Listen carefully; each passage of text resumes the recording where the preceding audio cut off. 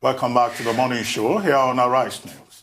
Joining us now to review some of the headlines of today's newspapers from around the world is Arise News analyst Emmanuel Efeni.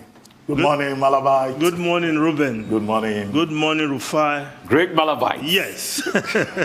Good morning, Adesua. Good morning. Yes, let's start with this day newspapers, Nigeria's newspaper of records. The lead story: despite police act single term, IG may get tenure extension. Police Service Commission fears elongation may dampen morale of rank and file.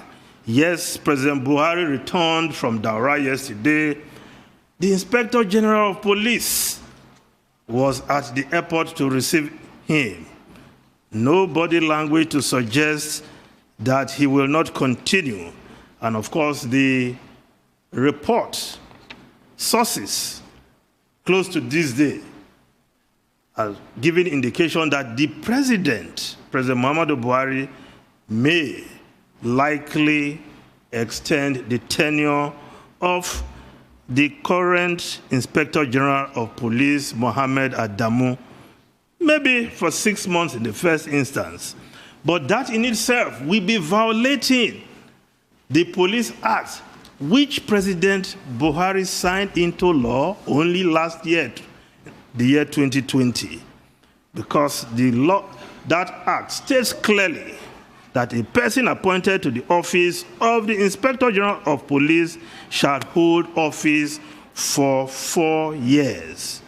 So that's according to Section 7, subsection 6 of that act. And of course, Section 18, subsection 8 states clearly that from the day you enlist into the police force, you will serve for 35 years, or if you attain 60 years, you leave the police force, whichever comes first.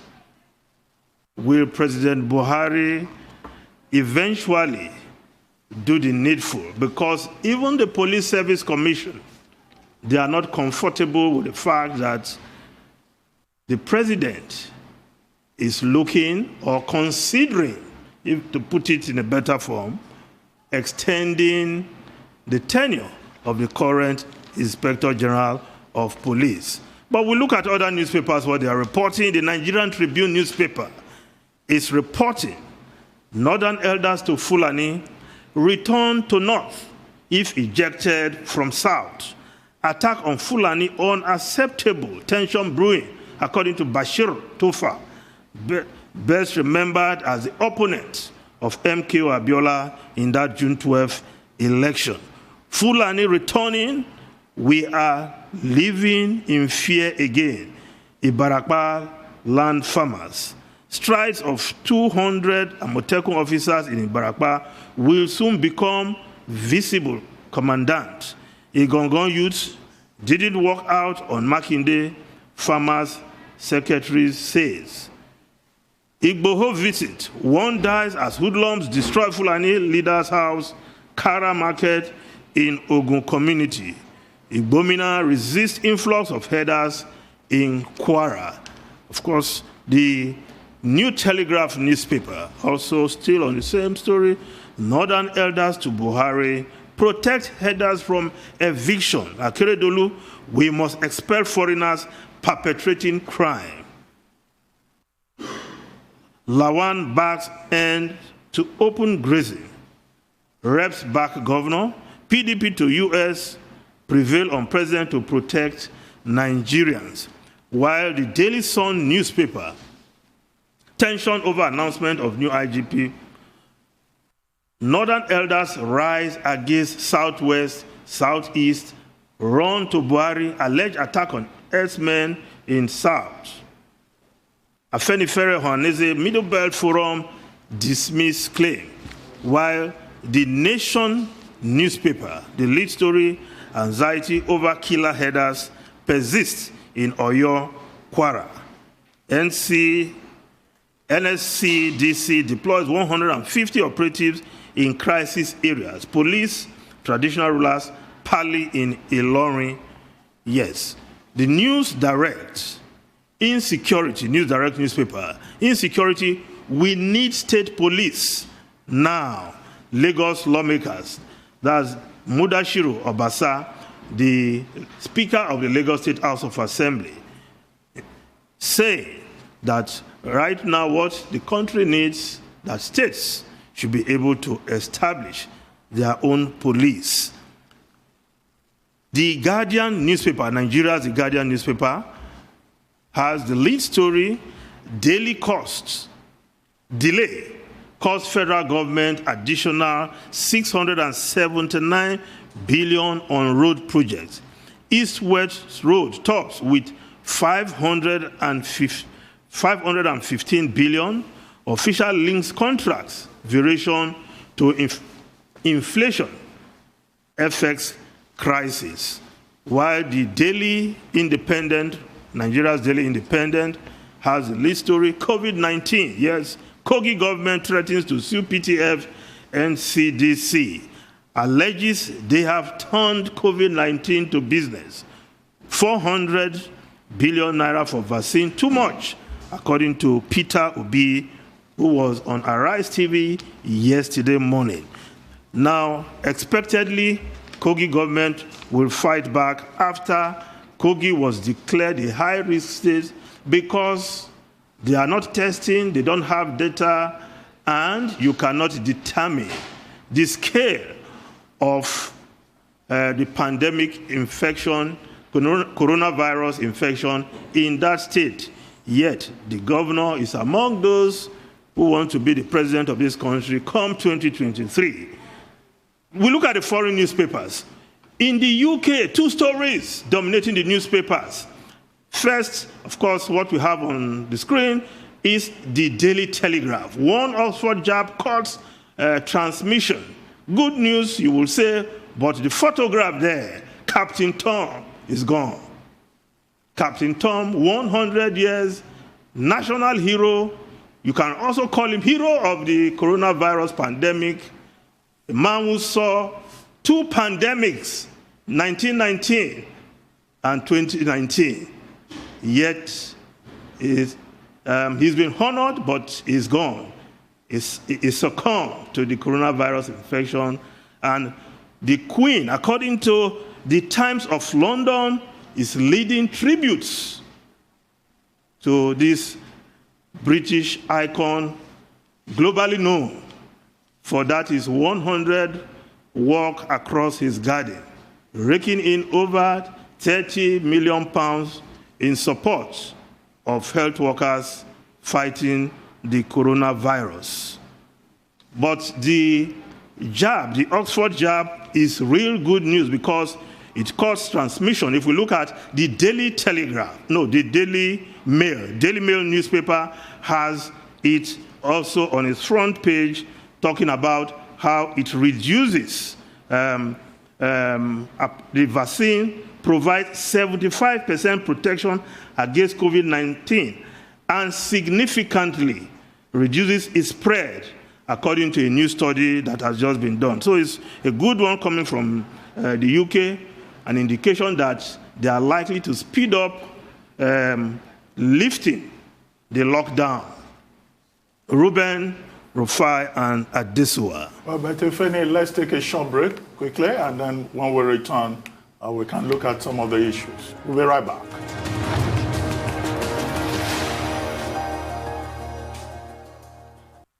Welcome back to the morning show here on the Arise News channel. Still with us is Emmanuel Efeni, who has been reviewing top stories in newspapers from around the world. Yes, just before I throw to you, Ruben, Rufai, and Adesua, we look at the Daily Mail again, the way it captured that story. The Daily Mail of UK, yes. The Oxford jab game changer, yes, revealed. One dose doesn't just offer protection, it can stop you spreading COVID too, thus speeding end to lockdown. And of course, we can see Captain Tom right there. Last salute for Captain Tom, the hero who walked into our hearts. There's a special tribute in honor of Captain Tom, who passed away yesterday, succumbing to the coronavirus infection. At 100 plus years, it's quite dangerous contracting the disease, and we can see the effect. But the Queen is leading the nation in paying tribute to a man who literally walked into the heart of not only the British people, but all persons of goodwill all around the world.